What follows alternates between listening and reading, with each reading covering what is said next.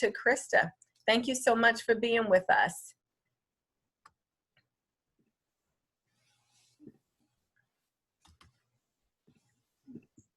Hi, everybody. Just getting my screen up.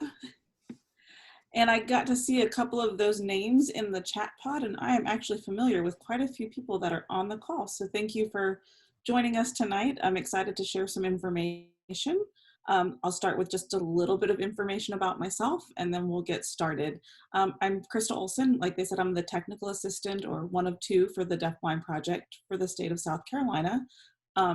Before this role that I've been in for about 6 years now, I was an itinerant teacher of the visually impaired in Florida. So I bring my vision expertise with a lot of combination of information about hearing loss.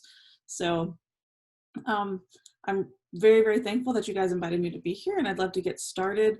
I will just let you guys know that this topic itself could probably be a full course. So we're going to just kind of touch on some highlights, and by all means, if you guys want more information, please feel free to reach out and email me with the contact information at the end of the presentation. Okay, so we're going to start with just the basic definition. I'm not a person that will read my slides word for word. So basically, deaf-blindness, what I tell people is, it is the biggest misnomer. It is not an accurate description of what we do or who we serve. And so deaf-blindness basically means any combination of vision loss and hearing loss. It could be anywhere on that spectrum. So we very rarely actually see a child that's totally deaf and totally blind in combination, although of course we would serve those children as well. But I think it's sometimes for parents and even for professionals, when they hear deaf-blindness, it's really easy to go to Helen Keller and not realize that we have a lot of other kids that qualify for services within that realm. So this is where I kind of get into more of the, what does that definition mean? Because it's a lot of words that basically just means anywhere on that spectrum, we would serve you. So if you have a mild hearing loss and are totally blind, you would qualify. If you have low vision and are totally deaf, you would qualify. So any combination of those two things is going to allow you to qualify, because we know that that creates a unique need for those students. The other qualifier for our project, or for deaf-blindness in general, is to have a syndrome or a diagnosis that would indicate that you may lose vision or hearing, or may have that combination because it's associated with that syndrome. So you'll see here we have Usher syndrome, which is typically characterized by hearing loss at the early on in life, and then eventually a loss of vision that's gradual as they get older.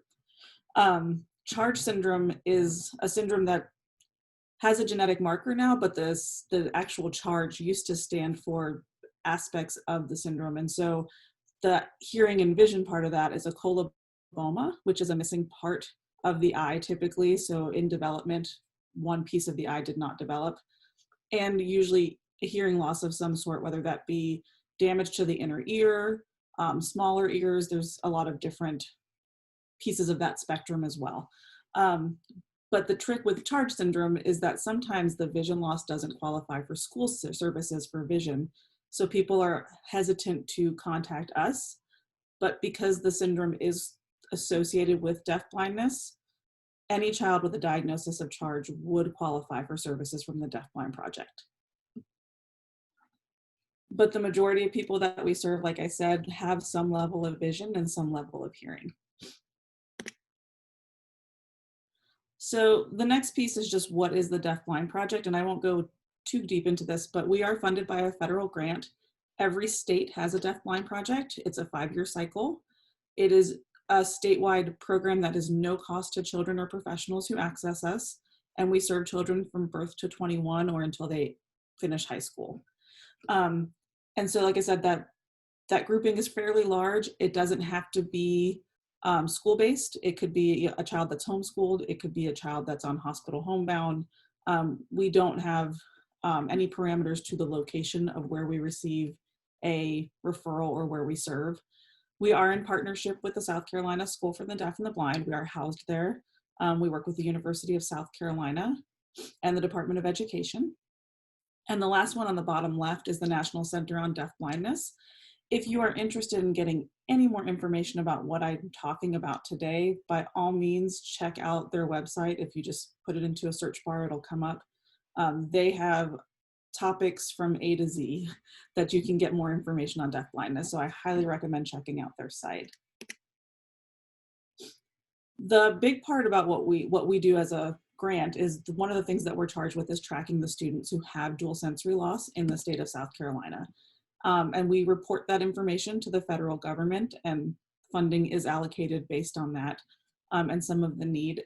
If a child were to fail their newborn hearing screening and possibly have an already diagnosed vision loss, they would qualify for at least a year. So if we know that there is a possible hearing loss or possible vision loss, we can put them on the census for a year just to follow them for additional information, and then figure out if we need to keep them on or not.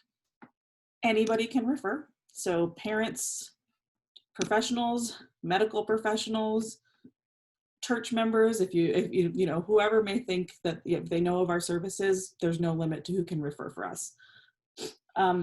If you guys do get a copy of this PowerPoint, and if not, I can always send a follow-up. This link is live right to our census form. And we always say, don't be intimidated by the form. It's got a lot of information on it. We always say, just fill in whatever you can and send it to us. If you're in doubt, refer, and we will follow up and see if there's any more information that we need. So like I said, if there's any question, just go ahead and fill out the form and get it to us. We'd rather have somebody referred than not. So we have a couple of goals that we work with in the Deaf-Blind Project. The first is early intervention. So making sure we get those kids as early as we can, because we know that the needs of a child with dual sensory loss are unique. And so the sooner that we can become a resource, hopefully the more support we're giving to the team that's working with that child. We also work with transition age students, so 14 and up. We co-host a couple of institutes in the summertime when we're not in COVID. And we have a couple of other different events and things that we can do. We're trained in person-centered planning, so we can help facilitate those kinds of meetings. We do some family engagement activities that includes family-to-family support calls that are under the National Center umbrella of support. We also have family fun events when we're able to meet in person. And just kind of general, if we can connect parents to parents, we're always happy to help provide that service. And we also work with interveners and qualified personnel, so helping people become trained to work with our students or get more information about our students. So there are two different paths you could go. You could become a teacher of the deaf-blind, or an intervener, which is typically a paraprofessional who has training specific in deaf-blindness.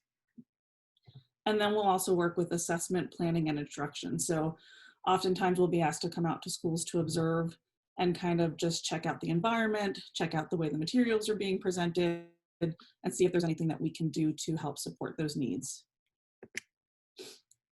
So our services vary. Like I said, I hate to read a list to you, but we will do consultations in different environments depending on our situation right now. For COVID, we're not going out to see anybody until January, but we are providing virtual visits if you guys are interested. The Deaf-Blind Project, in cooperation with the Helen Keller National Center and the Southeast Deaf-Blind Projects, are doing trainings every Tuesday and Thursday, and we are scheduled through December at this point. We can assist with assessments and materials. We have a lending library that includes both books and information and equipment. So if a school wants to try something with a student first, we may provide that equipment so that they don't have to purchase it yet, to see if it works. So a couple of things that we can do, and if we don't have it, usually we can try to get it if it's within reason. Like I said, we have family fun events, we do transition and family support, and we work alongside a lot of other organizations that we can connect to for different resources like Beginnings. So getting more into the meat of deaf-blindness, if you ever see me present, this is probably a slide in every presentation I do, and that says deaf-blindness is not deafness plus blindness, it's deafness times blindness. And I think this impact really hit home for me when we talked about accommodations within a school setting.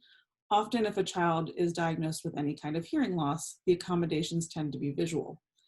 And if a child is diagnosed with any kind of vision loss, we often use an auditory accommodation.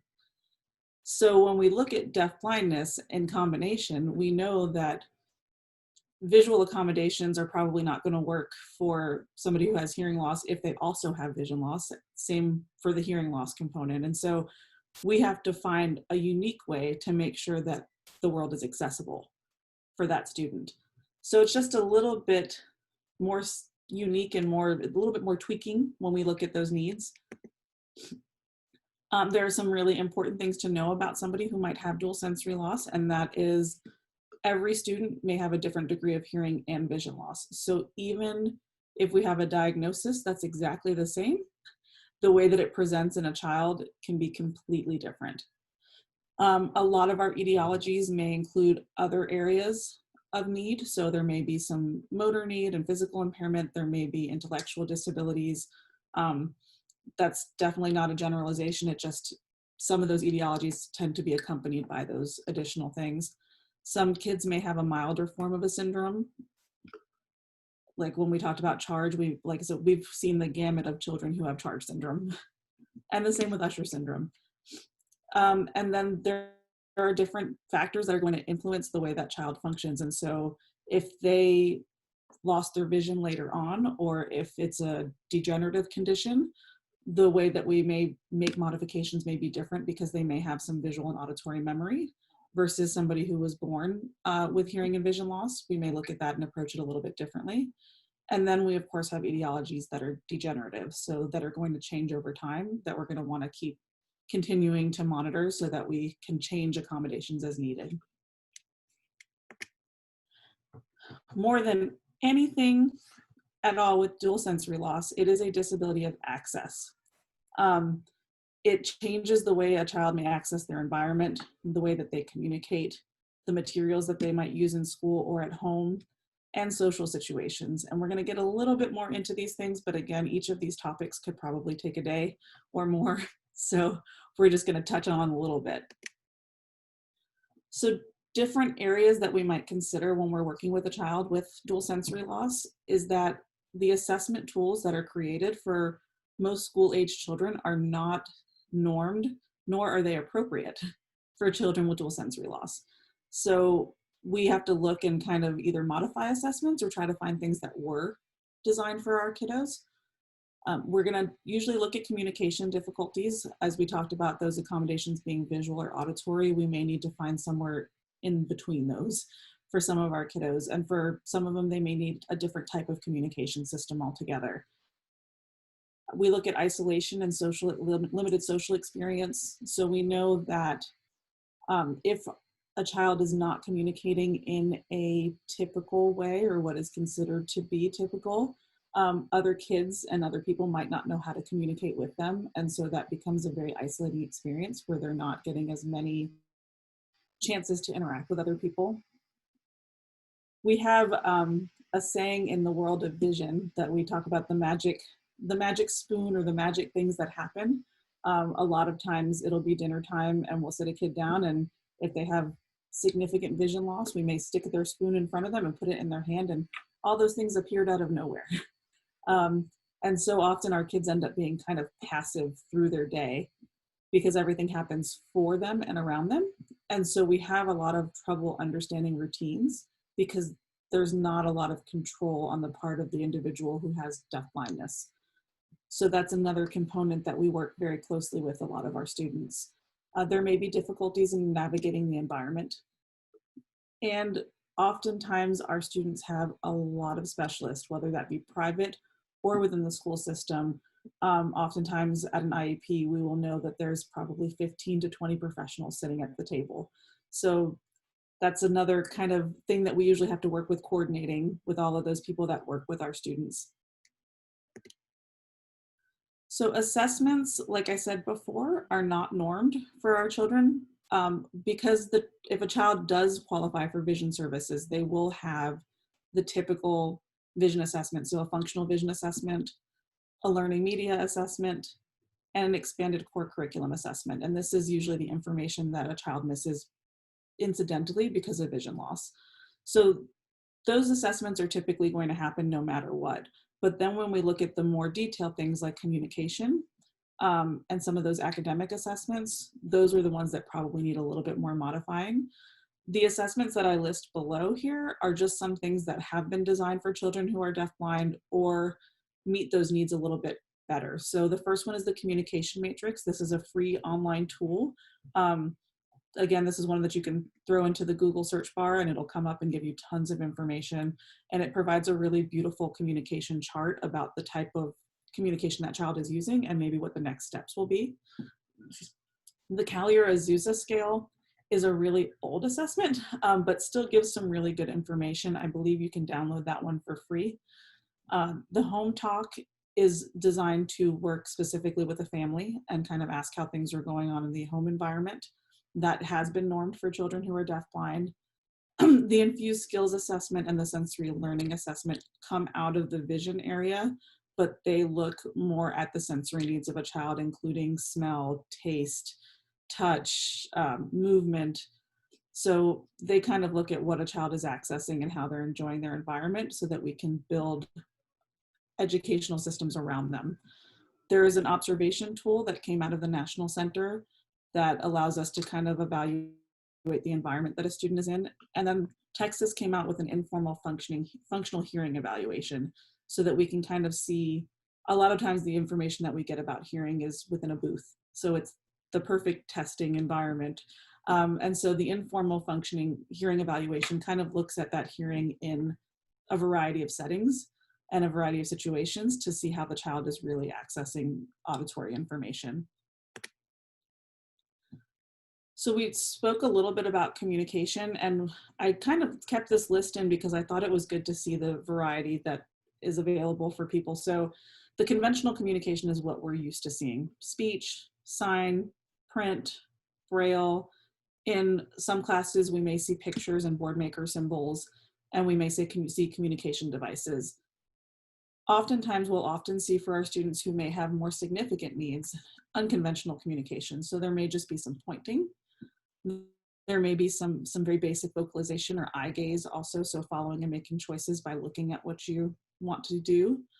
Facial expressions can be huge, and I always say that this is a huge one, some of these to rely on parents to give us information about, because a lot of times there could be facial palsies or other things going on that may make things seem like a child is not enjoying things, and then I'll have a family say, no, that's their happy face, like they love this.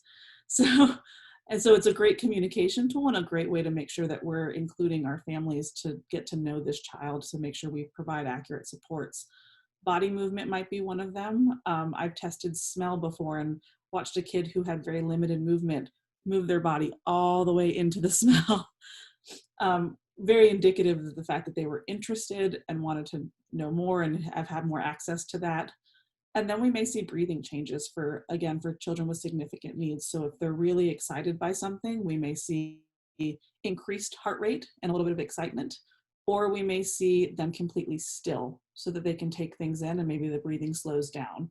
And that's, again, another time where we may partner with the team and the family to really gauge what that means for that child. So we talked a little bit about assessments, and so I just wanted to kind of touch on this a little bit, which is that, we talked about some communication difficulties because our kids may engage in some of those more unconventional communication strategies.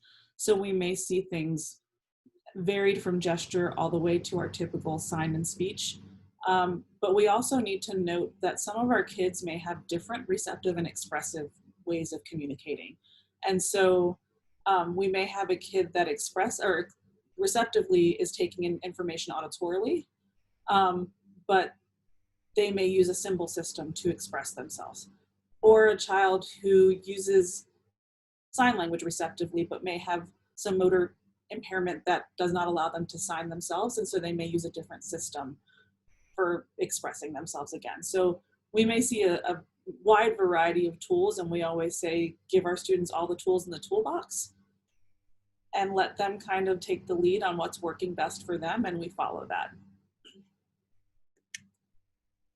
Some other just basic strategies, and like I said, I cut this down quite a bit and I want to try to move through as much of it as I can. I call some what we know about for our students their bubble.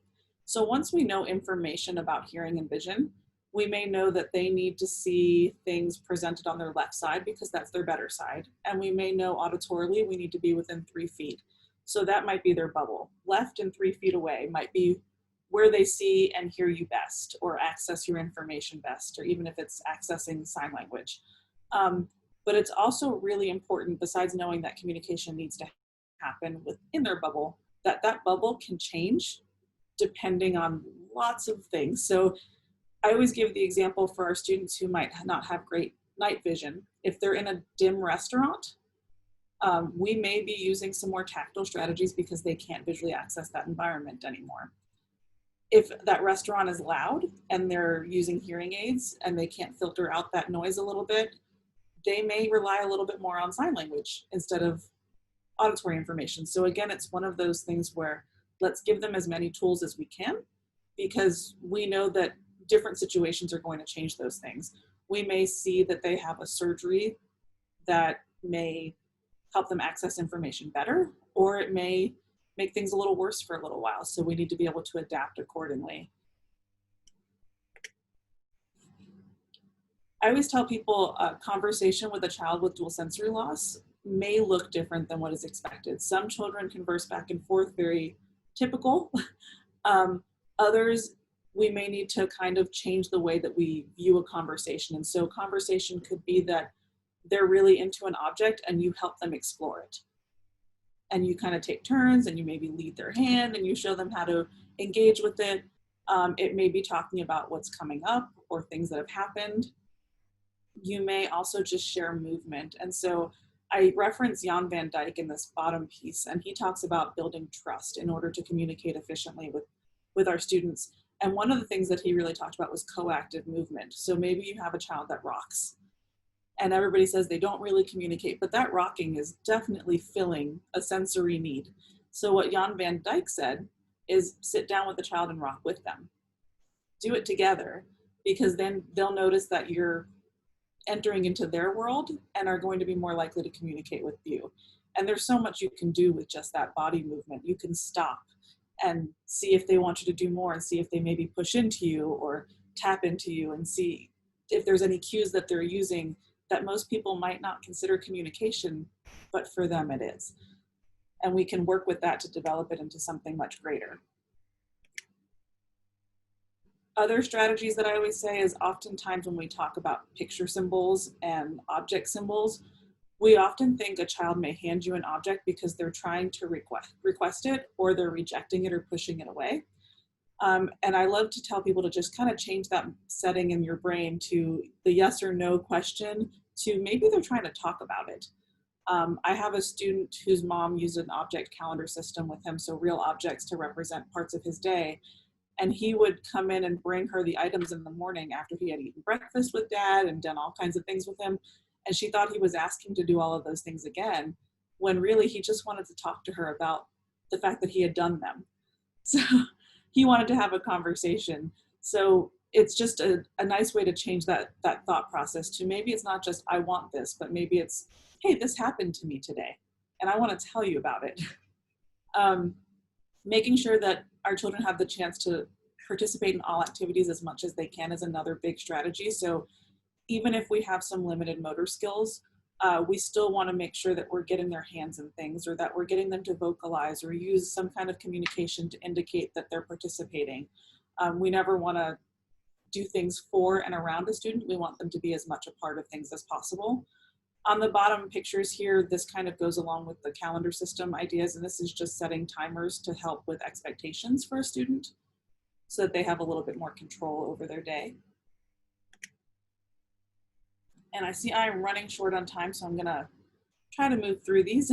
The next thing is calendar systems, and this is just a concrete way to understand what's happening throughout your day. So it may be a picture or an object to represent what's coming. The student would go to that before the activity, then they would do the activity, and then they would take that item or symbol and put it in a finish box to indicate that that activity is over, and then they would move on to the next thing. This is a huge communication booster for our student and is very often considered a literacy mode in terms of understanding a symbol system. And I'll be presenting on this topic in December much more thoroughly.